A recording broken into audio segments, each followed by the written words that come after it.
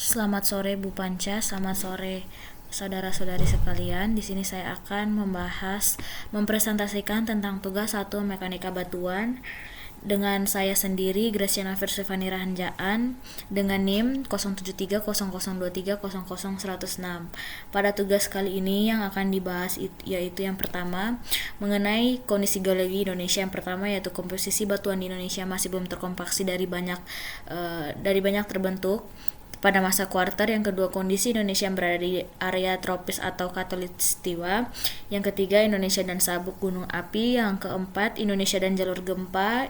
Dan yang terakhir, Indonesia wilayah rawan bencana, dengan keterhubungannya juga dengan materi-materi seperti geologi fisika, geologi struktur, mekanika dan mekanika batuan, bahkan mekanika teknik. Nah, di kondisi geologi Indonesia sendiri, yang pertama yaitu sekitar 80% sampai 90% daratan Indonesia tersusun oleh sedimen kuarter.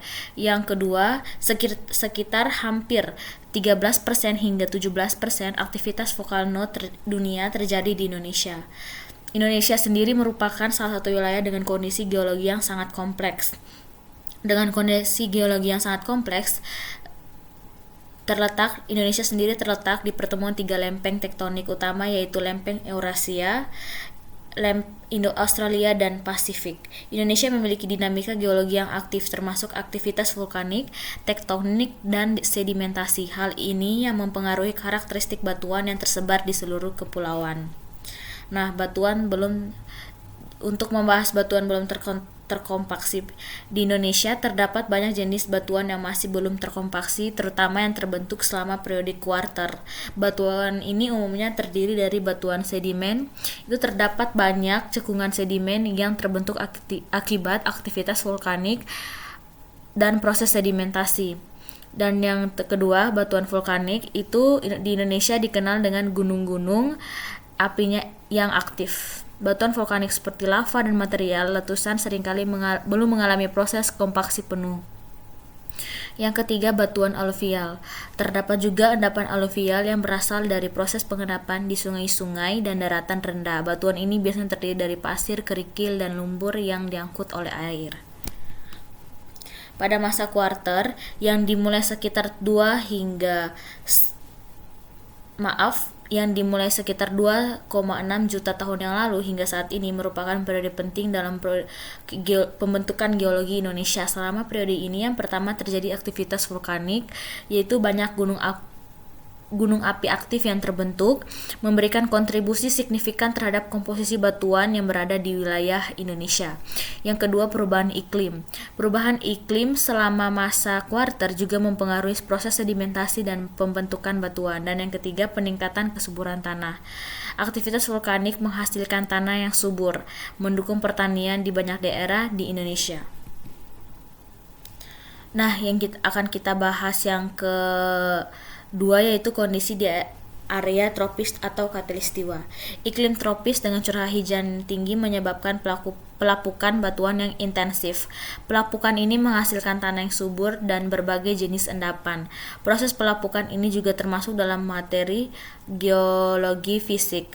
Pelapukan kimia dan fisika yang terjadi juga dapat dihubungkan dengan materi fisika dasar, terutama mengenai perpindahan panas dan perubahan bentuk benda. Selain itu, iklim tropis juga mempengaruhi pembentukan bahan galian seperti bauksit dan nikel yang berkaitan dengan genesa bahan mineral. Dan akan dibahas selanjutnya yaitu Indonesia dan sabuk gunung api. Di sini dapat terlihat bahwa terdapat gambar sabuk-sabuk gunung api yang terdapat di Indonesia. Keterkaitan atau keterhubungannya yang pertama yaitu dengan genesa bahan galian dan sabuk gunung api, yaitu yang pertama mineral logam. Pada Indonesia dan sabuk gunung api ini, dalam mineral logam, proses hidrotermal akibat aktivitas magma menghasilkan endapan logam seperti emas, Au, tembaga Cu, dan perak Ag yang banyak ditemukan di daerah gunung api tua seperti Grasberg dan juga batu hijau di NTB. Untuk bahan galian sendiri ada bahan bangunan, material hasil erupsi seperti pasir vulkanik, batu apung, dan andesit yang dimanfaatkan untuk konstruksi dan infrastruktur. Keterkaitannya dengan mekanika dan mekanika teknik yang pertama yaitu gaya dan dalam mekanika, dalam geologi dan vulkanisme yang pertama yaitu gaya dan tekanan tektonik, yaitu gaya dari pergerakan lempeng menghasilkan tekanan yang menyebabkan deformasi kerak bumi. Tekanan dan fluida yang kedua fluida dinamis dalam magma, yaitu kerapatan dan viskositas magma menentukan jenis letusan eksplosif atau efusif. Pergerakan magma dipengaruhi oleh hukum Bernoulli dan hukum fluida Newtonian atau non-Newtonian. Dan yang kedua yaitu keterkaitannya dengan mekanika teknik, yaitu yang pertama stabilitas lereng dan longsor. Lereng yang tersusun dari material vulkanik lepas memiliki stabilitas rendah dan rentan terhadap longsor. Dan yang kedua desain struktur dan tahan gempa, itu bangunan di Indonesia harus dirancang untuk menahan gaya gempa berdasarkan prinsip dari dinamika struktur. Yang ketiga daya dukung tanah di daerah vulkanik. Itu endapan vulkanik seperti tuf dan pasir vulkanik memiliki daya dukung yang lebih rendah dibandingkan batuan-batuan lainnya yang terkompaksi. Berikut yang akan dibahas yaitu tentang Indonesia dan jalur gempa. Yang pertama dalam konteks geologi, keterkaitannya dalam konteks geologi fisik.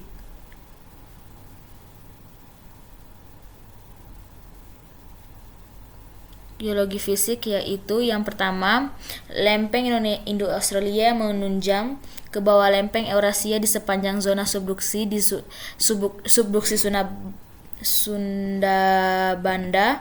Zona subduksi Sunda ini yang termasuk daerah seperti Sumatera, Jawa, Bali, dan Nusa Tenggara itu menjadi sumber gempa megatrust yang akhir-akhir ini diperbincangkan. Dan yang kedua dalam konteks geologi struktur, yang pertama ada zona subduksi yang sudah dibahas sebelumnya, ada sesar geser aktif, dan yang ketiga ada zona back arc thrusting. Keterkaitannya dengan mekanika dan mekanika teknik, yang pertama yaitu bisa terhubung dengan hukum Newton, yang kedua teori elastis rebound, ketiga dinamika gelombang seismik, dan yang kedua bagian kedua dalam mekanika teknik dalam mitigasi gempa itu yang seperti sudah dibahas sebelumnya, itu stabilitas lereng dan likuefaksi, yang kedua desain struktur tahan gempa, dan ketiga efek resonansi pada bangunan. Yang akan dibahas selanjutnya yang terakhir yaitu Indonesia wilayah rawan bencana.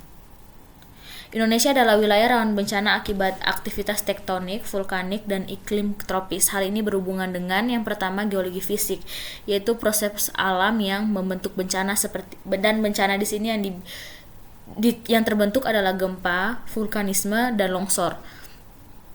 Dalam keterkaitannya dengan materi geologi struktur, yaitu peran patahan, subduksi, dan deformasi dalam menciptakan zona rawan bencana. Yang ketiga, genesa bahan galian, pembentukan mineral panas bumi dan material vulkanik yang bermanfaat bagi industri.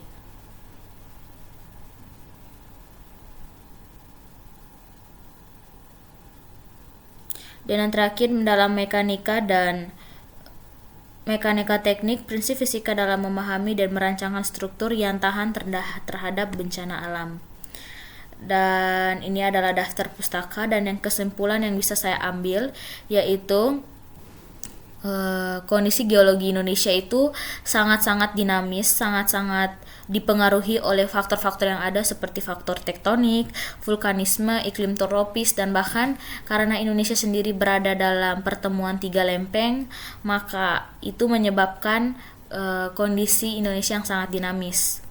Dan juga yang kedua, penerapan ilmu seperti ilmu-ilmu yang sebelumnya, yaitu ilmu geologi fisik, geologi struktur, dan genesa bahan galian sangat penting untuk dalam pertambangan untuk mitigasi bencana dan untuk memahami risiko juga potensi sumber daya.